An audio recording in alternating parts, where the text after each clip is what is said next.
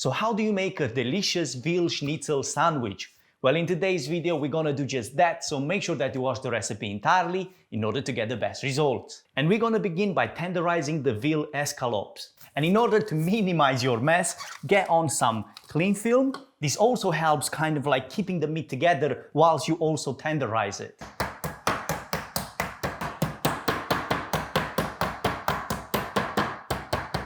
Next, we're going in with the seasoning, and in this situation we're going to keep it simple. Salt and pepper will definitely do the job. Now after you season your veal, put it on the side for about 10-15 minutes, and we're going to prepare the rest of the ingredients. But during this time the salt and pepper will penetrate the meat, giving it better flavor. Mandolin, but just make sure that you go nice and thin. We're following up with one small grated carrot.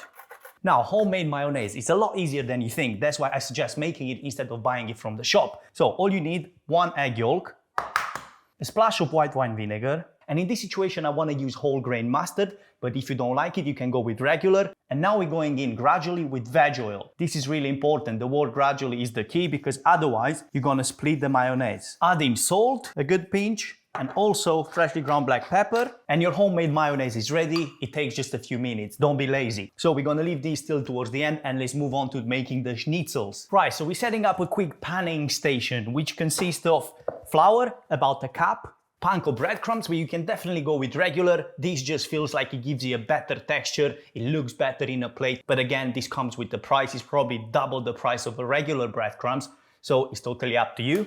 2 eggs, and also about 50 milliliters of water. And I also like to add a bit of seasoning over the eggs, so a good pinch of salt and a good pinch of freshly ground black pepper. If you wish, you can also season the flour slightly. In this situation, we're just gonna keep it like this. So flour first, following by the egg, and then it goes into the breadcrumbs.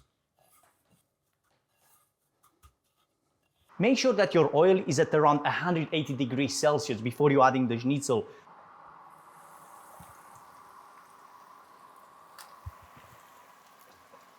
Cook until it gets golden brown in color on both sides, and then remove from the heat. Now, moving on, make sure that you don't skip this step if you want to get an amazing sandwich. So, bread, get 2 thick slices.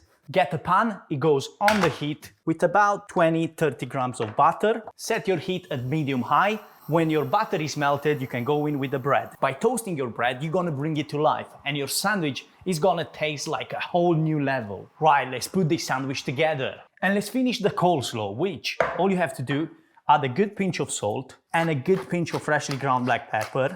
And it's important that you're adding these now, because if you were to add these right at the beginning when we grated or we sliced everything, then the cabbage and the carrots would bleed out and you're gonna end up with some sort of soup. Out of the mayo that we prepared earlier, go in with about 3/4 and keep the rest. Now mix everything together. The bread that we toasted earlier, mayo, about a teaspoon on each slice, coleslaw, 1 schnitzel, and 1 more layer of coleslaw, 1 schnitzel, and a slice on top. Look at this, a nice fat veal sandwich. I really hope that you enjoyed this recipe. If you did, make sure to give it a thumbs up and subscribe to the channel for more simple recipes like this. Yeah.